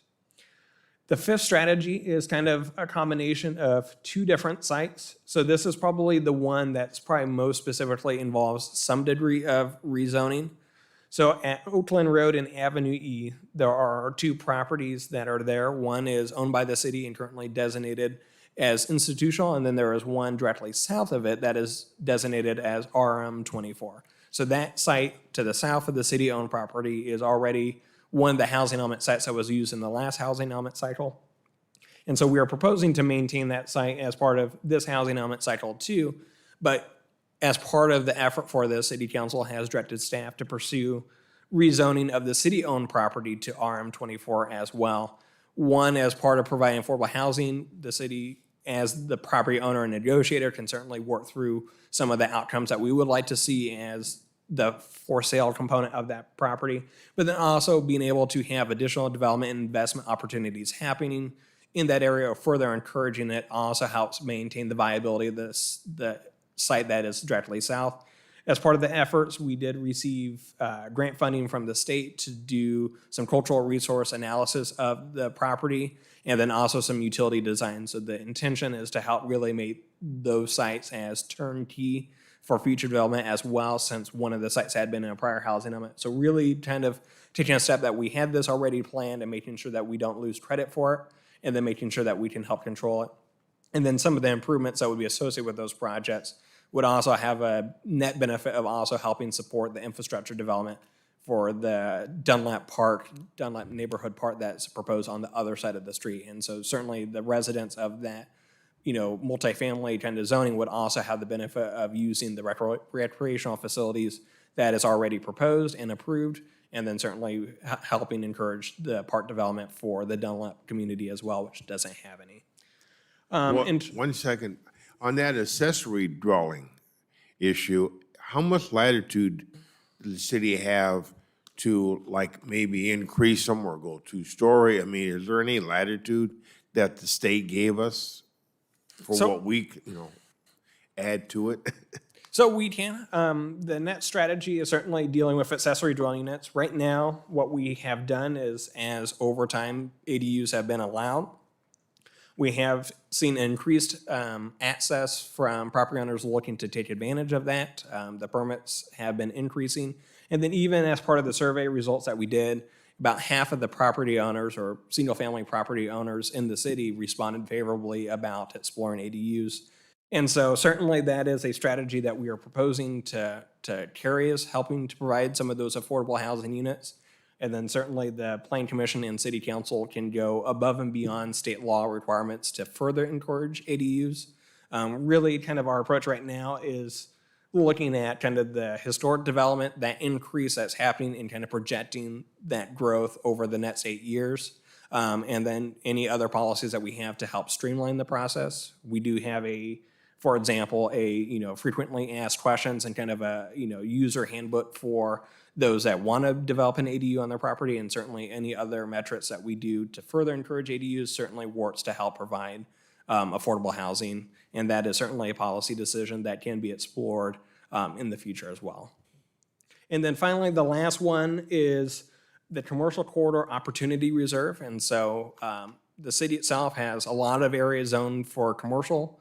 As the Planning Commission can probably recognize, the commercial industry has changed a lot since the city incorporated in 1989. And so certainly the overall commercial capacity has changed a lot and may not necessarily be exactly what is needed or may surpass it. And so this essentially creates an overlay district between 14th Street and 2nd Street that would allow those that wanted to pursue a sort of either residential project or mixed-use development project to do so as well. So it gives a little bit more flexibility on the commercial use side of it and allowing that combination to happen thereof. And kind of the strategy we're trying to go here is it's kind of more the floating RENA number that we have. So one of the components as part of addressing the RENA is having a small buffer available to help address any no net loss changes.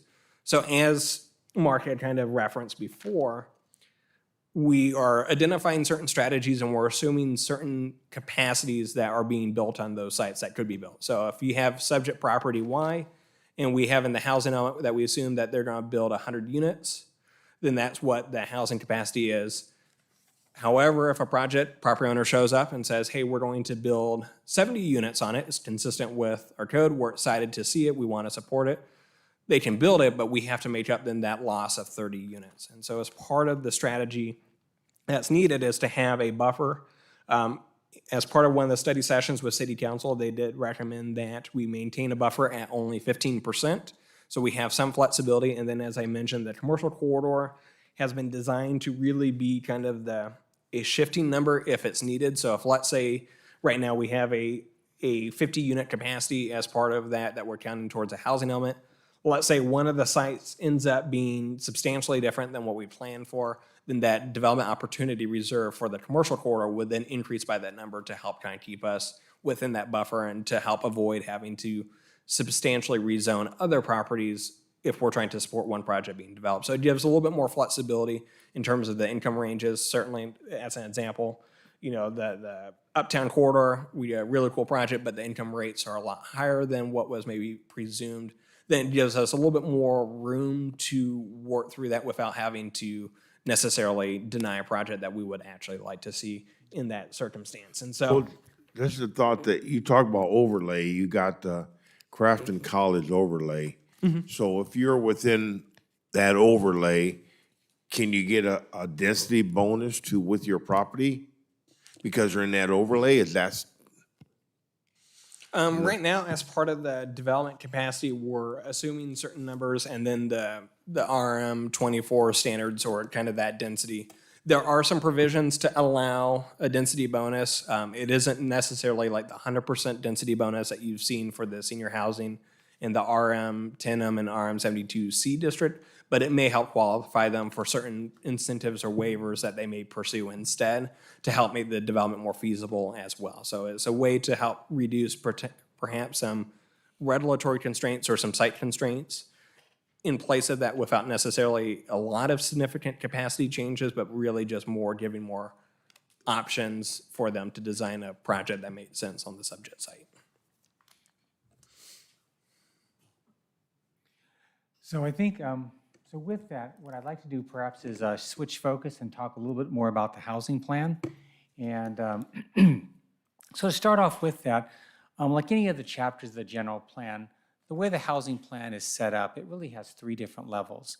The first level is goals, and the goals are really a future state of what you're trying to achieve. It's a very broad statement, and it's typically related to the public health, safety, or general welfare. The goal is supported by policies, and policies are statements that guide how you make decisions and how you make commitments in a way that achieves a goal.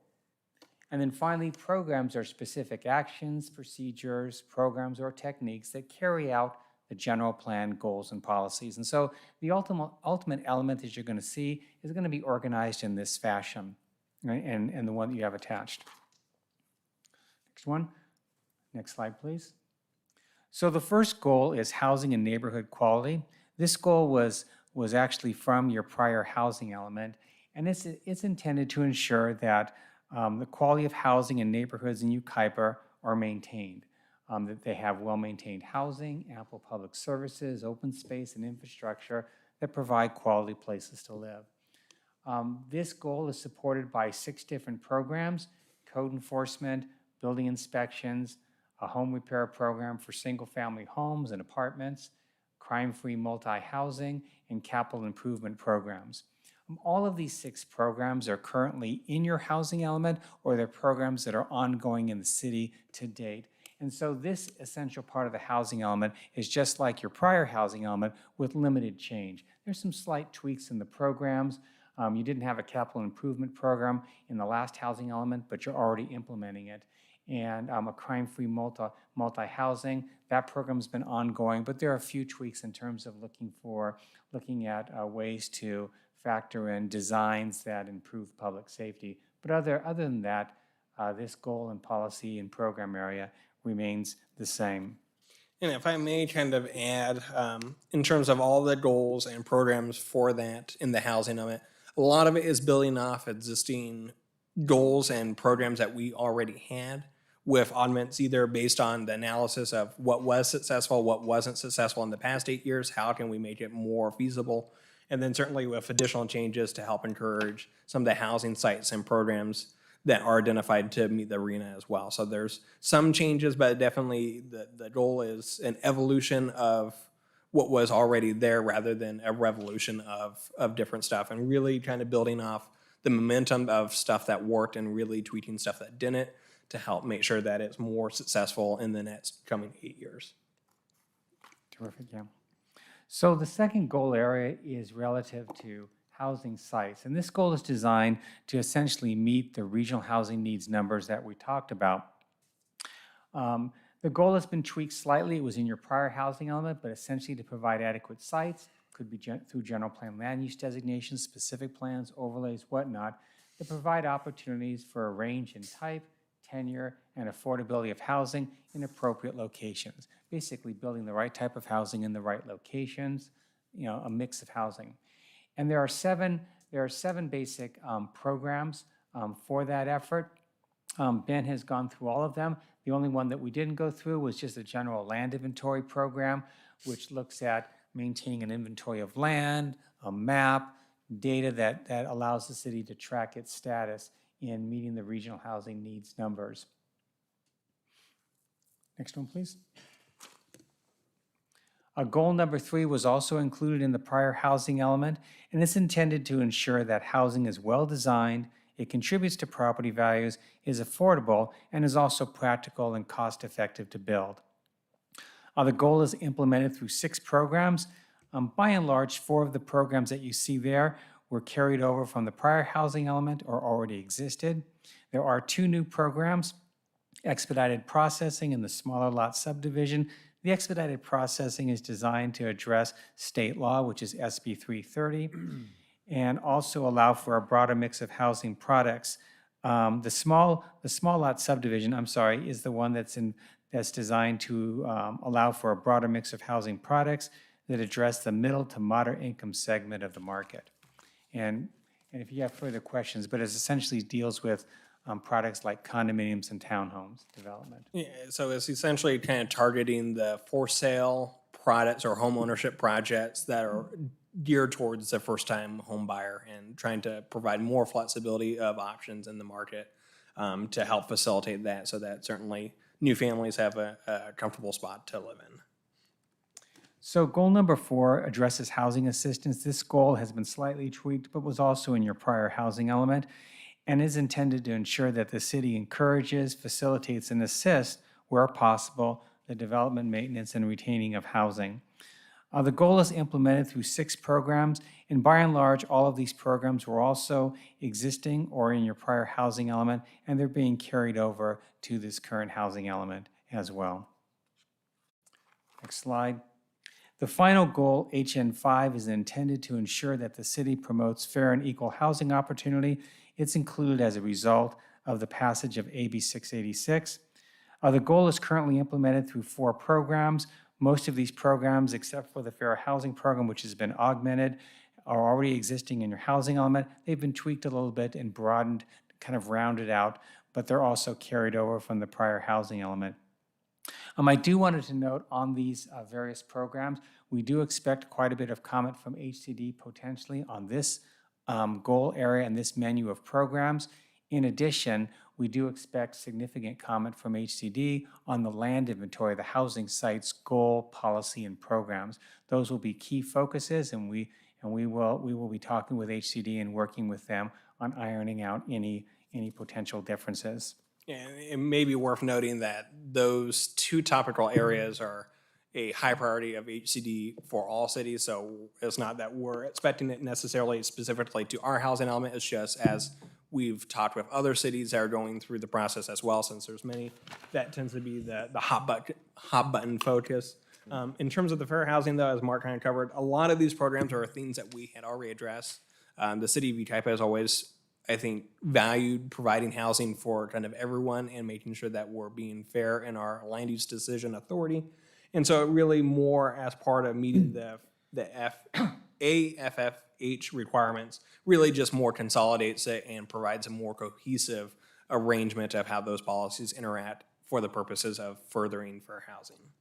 Yeah, and also just to add on those, as Ben had mentioned, all cities in California are having to deal with these different topics. There's a lot of new laws that have been passed. Those laws have administrative regulations that are developed by HCD as well as interpreted. So there is a lot of back and forth that's going on. The interpretations and the enforcement of those are changing over time. And so it's just a natural process that we plan on working with HCD to iron out any types of differences. So before we kind of get into a discussion, I just wanted to outline what are the next steps at this point. And on the next steps would be to have a public hearing before the City Council, who will also be considering releasing this draft to the Department of Housing and Community Development for review. We're currently commencing with the preparation of the CEQA, the environmental clearance. It will be an addendum for this housing element. That will be followed by a review by the California Department of Housing and Community Development, which we call HCD.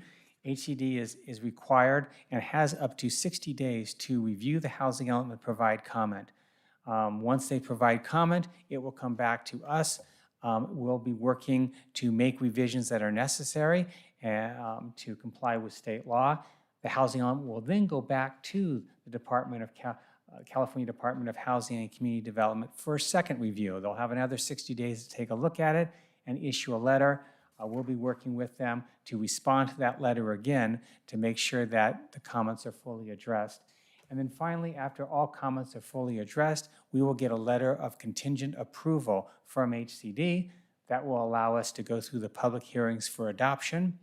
We'll be before you again, as well as the City Council. Once the housing element is adopted, we'll send the housing element back to the state. They'll have a final 90-day review, and you'll be set to go for the next 8 years. But that will be the process that we anticipate following. We do anticipate there will be multiple reviews by HCD. We have not seen any housing elements at this point that have gone through only one review and received a green letter of approval. It's just going to be part of the process that we're all going to be dealing with. And then I may add as well, in terms of global next steps as well, similar to the general plan, is then to implement those policies and programs. And so certainly as part of the housing programs, we do have some different milestones of implementation measures that we would do, and then certainly making sure that we're reviewing projects consistent with that and helping to encourage that, similar to every other policy and goal of the general plan that we have as well. And with that, That concludes. That concludes it. It's definitely been a engaging and in-depth review of our housing development and policies and programs. And through the community outreach and city council study sessions, we definitely tried to build off things that people like, programs that we wanted to see as a community move forward, and really helping to optimize it in the future in order to help ensure that that housing development occurs in the way that we would like it to see. Why, I mean, You know, one thing I would find very helpful when I'm reviewing this, and I don't know, I'm guessing a lot of people are expected to read it, but if on the last page, you have a list of all your acronyms with a one-sentence description, so we know that there's an RNA and an HCD and a DPA and a BGW, and, I mean, you get, because no one is gonna read this in one sitting. And so by the time they've read the enumeration of RHNA on page 3, and they're over on page 14 2 days later, it's all gone. I mean, for me anyway, and I know I'm getting old, but I think a lot of people, and I know that for guys that are into this development and planning 24/7, the acronyms just flow. But it would be very helpful, I think. And it would be, I think, pretty simple. No, we could do that. We can go I ahead. think that'd and be put that in. pretty simple to do, and it would be very helpful for the folks that are trying to interpret it. You know, we can certainly add in, you know, a summary of the different acronyms that are in the report and build that. That way it's an easy resource. You know, we take probably for granted how much we're immersed in this stuff and how well those acronyms come to I mean, you us in the guys eat, field. breathe, and sleep this stuff, and we don't. You know, so it would just make it easier to interpret. My question is a bigger picture question. Do we draft this from scratch, or do we look at other similar cities, similar topography, similar settings, and we kind of compare and contrast what we want to do, take the good and leave the bad out? or do you look to see who did what? Oh, we don't want to do that. They messed up there.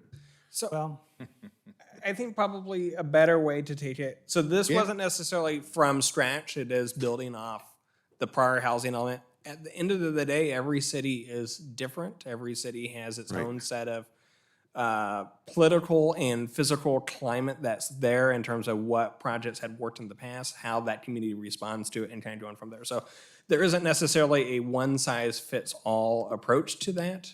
Certainly there are what would be kind of the planning best practices, and so certainly as part of our effort as practitioners is to help further that stuff, making sure that there's at least feasible policies that make sense that would work in the industry, and cognizant of that. But ultimately, you know, every city, what Redlands is doing isn't necessarily what we would be doing in the same of Calamasa. We all have slightly different nuances that we do try to be mindful of.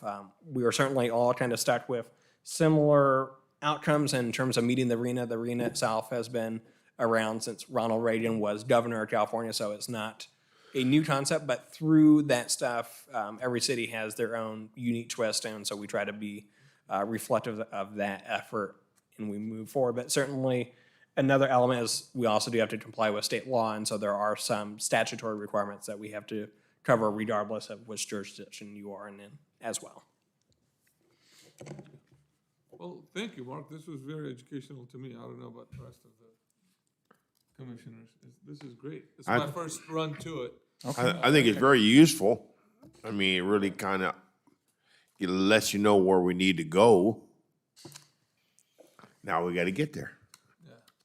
So our role here is to recommend this for the city council to look at? Or comments? Yeah, I think any kind of, you know, elements that you would like to see move forward or potentially addressed. The next step is council will have a study session on Monday, and then from there, we'll do the first round of review with HCD.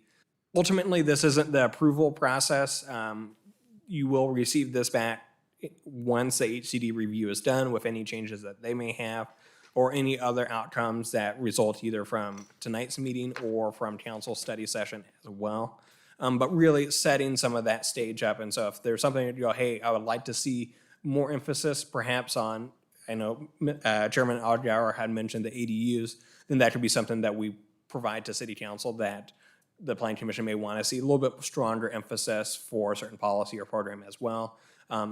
Is kind of up to you guys on that, but we're trying to help facilitate that, making sure that everyone's on the same page as we take it to the state. And back to kind of Lloyd's point on, the philosophy of Yucaipa, and I look up to the Dick Riddells and the Denise Hoyts of the world that wanted to keep Yucaipa. And I'm of that mindset as well. Can we afford doing that and meet the state requirements for RENA within the next 8 years? Do we have enough space for us to have good single-family homes that are affordable in the old categories of income without having to go up and continue going on single-family lots? So kind of as I had mentioned, there isn't necessarily a lot of significant rezoning activity that's proposed with this. A lot of it is more building off and encouraging greater flexibility for the market success of the existing zoning that we have.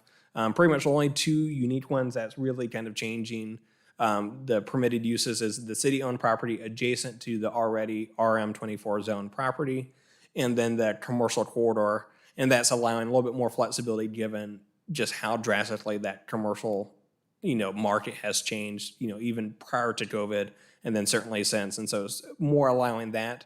Certainly in terms of the development capacity or intensity of that commercial corridor, a commercial project could build, such an intense site.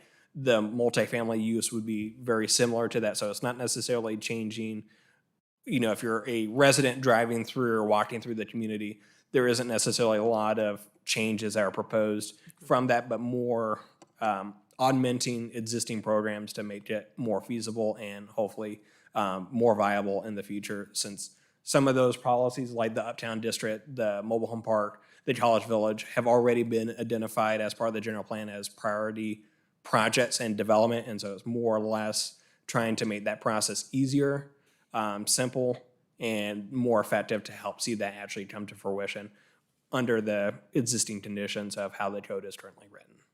So if you had a property that is contingent to a multi-zoning, they're right next to each other, would that be, say, okay, now that they're right next to it, that we can extend the zoning into that unit or that property? If a property is contiguous to a certain land use district, they could certainly propose to do a general plan amendment to modify that district. None of that is proposed with this. Those probably would be more specific to a project-specific review of that. But at this time, we're not necessarily looking at the land use district boundaries and going, hey, here's the intersection of RM 72C and the RS 10M. Let's extend this a little bit further. We're not necessarily going into that level of detail.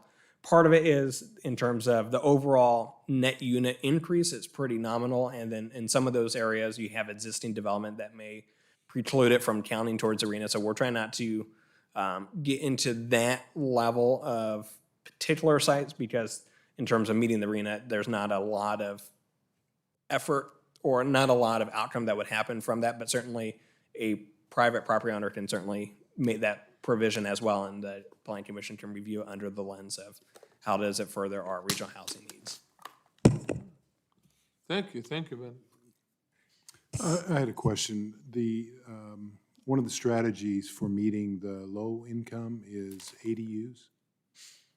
Yes. How do you calculate that? Because my understanding, as we've seen it here, we have the city has limited jurisdiction over thumbs up, thumbs down to ADUs on existing single-family lots. So wouldn't that be, that seems to me a prime opportunity to utilize what the state imposes on us to meet another requirement they're imposing on us. So the way that we've calculated it is that the state allows us to project how many ADUs would be built over an 8-year period. And they allow us to project that based upon past trends. Now, of course, your past trends are smaller. You get a couple dozen a year, but we're able to project those trends. In terms of affordability, the state allows us to use a formula to determine whether or not they're affordable. And there was a study that was done by SCAG where they did a regional-wide study to figure out what the rents are that are being charged, and they calculated the affordability. So we're just using that study, which has been approved by the state of California. But essentially what it comes down to is making sure that we project the trends correctly. There are sufficient incentives that would encourage ADUs to be built, and that there's programs in place and commitments to do so. And so what the state will be doing is to look at those three factors: how we project the trend, what types of incentives that are offered, and what kind of programs that are in place to make this all happen. They are becoming more cognizant that cities are using ADUs more frequently. They've become stricter in the interpretation of how much ADU credit they're going to allow. Currently, I think we've got about 144 units that are low income. Of all the housing elements that I'm working on, that's probably slightly on the lower end, because ADUs have not been frequently built here in the city. But say for example, should the city want to take a very aggressive stance and incentivize those units to be built, there may be opportunities to claim additional credit. What else could they do to incentivize it? The state's already removed basically all the obstacles to doing an ADU except for meeting building codes. Well, and my perspective on what's happening here is, and we've seen it tonight, people are beginning to get wise to, wow, I can put an ADU on my property and the city can't tell me setbacks or anything else. If I have a unit that meets the building code, I can build this here. And it seems that people are getting wise to that and utilizing it. So can we use that as a means of meeting this? We can, and we're doing that. Some of the programs that I've seen cities adopt that would further incentivize it, I've got a couple cities that I know of that developed kind of pre-approved plans, which are basically designs that the city likes to see with ADUs. They're almost pre-stamped plans. And so, for example, lots on 5 acres or 1 acre or half acre or whatnot, they're different prototypes. And so if someone comes in and says, how do I build an ADU? And you find one that you like the architecture, you like the features, you just go, this is what we're looking for. It removes all the cost of them designing it and also discourages them from just simply putting a box on the edge of the structure, so they know that, okay, the city's going to like this. It's going to be smoother in terms of getting it through the process. That's one way I've seen. I've seen another city which has zero history of accelerated dwelling units. What they're doing is waiving building permit fees.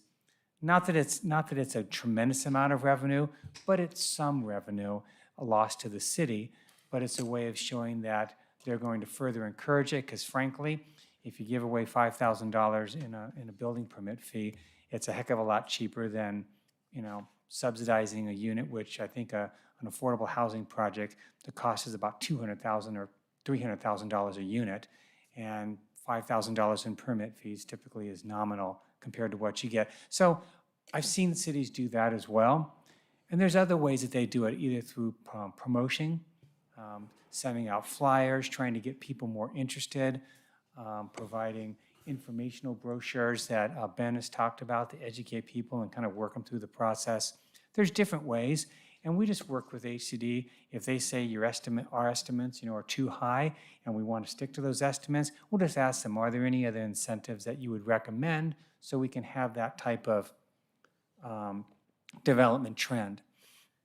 On the other end, however, if jurisdictions are claiming too high of credits, we have found that certain special needs groups and advocacy groups are actually advocating to HCD that jurisdictions have a smaller trend or a smaller number of credit, because they want to see apartments built, and so they're trying to lobby with HCD to reduce the number of units. So we have that tension going on where cities say, hey, I can't do anything about them anyway. I want to get maximum credit. And you've got advocates saying, well, that's fine, but we want to see you get less credit because we want apartments built. So back and forth, we'll have to kind of deal with that. Is HCD the final word? Or is Ultimately, it, are they they're advising, we think this will meet the state law? eventually, in terms of a compliant document, they are the final word. They either give you approval or not of your housing Now, plan? you can take your housing element and say that we believe it's in compliance. You can adopt with findings that's in compliance, but there are legal ramifications. It's always better to have HCD certification, particularly if your housing element is challenged, because then the burden of proof is on the litigant to prove that the housing element's out of compliance. Whereas if you don't have certification from the state and your housing element is sued, then it puts you in the position of having to prove to the court that it's legally compliant, and you don't have like the backing of HCD. Now, I can't anticipate whether there's going to be lawsuits. I've had a few housing elements that have been sued on. Those are ones that simply did not want to comply with state law. But it's really kind of my recommendation would be under all costs that are reasonable, try to get it certified by HCD. Sure. If I may, in terms of the ADU element as well, so certainly we've seen increased support for it, and so we're projecting in order to do that. Kind of two different elements. Another policy, I think, is, for single-family residential project subdivisions to encourage that kind of multi-generational type of housing that some of the builders are doing as well, to help kind of do that. But one of the, if we kind of set a reasonable number for ADU being built, and then we end up going a little bit more with that strategy, then it reduces that no net loss pressure on other projects. So it gives us a little bit more room that if, let's say, another project comes in at higher income rents, rather than having to, let's say, increase the commercial development opportunity reserve or rezone other sites, is then we already have that built-in buffer that we can work backwards from as well. So it gives, I think, a little bit of flexibility, but we try to toe that line of something that would be, I think, feasible with HCD, but certainly also recognizing that there is that support. State law has already streamlined the process quite a bit. There may be other smaller elements that we can do to further do that, but trying to make sure that we're not leaving units off the table, but certainly not trying to raise red flags with HCD as well. But we can offer, as a city, if we want to encourage ADUs, we can offer incentives to build the ADUs. There could be certain stuff done. I'm also seeing some cities are actually encouraging them as part of new developments. So if a new development comes in and wants to build a casita or some type of an accessory dwelling unit as part of the project or on a portion of units, those count as well. And I've got examples of cities that are pursuing that very aggressively. Other cities, would rather not pursue that approach. So we're seeing it, the onesies and twosies off the different existing homes, and we're also seeing developments coming in and saying, a third of the project is going to have ADUs. So there's a lot of different ways. It's just what works best for your city. But is there a limit to, like, I own 2 acres?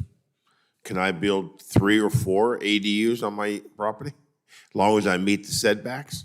Right now, all you could build would be 1 ADU plus a junior ADU. And there isn't necessarily a threshold that if you have a larger size property, you could build more ADUs. To some degree, that policy may warrant additional consideration. If you're going to allow more, does it then preclude the subdivision capability of that property as well? Are you losing other kind of single-family houses in lieu of just adding a bunch of ADUs, and what does that look like? And so certainly a policy that could be explored. At this point, that isn't something that's proposed to go that far above and beyond state law provisions in terms of allowing more ADUs over what's allowed by state law.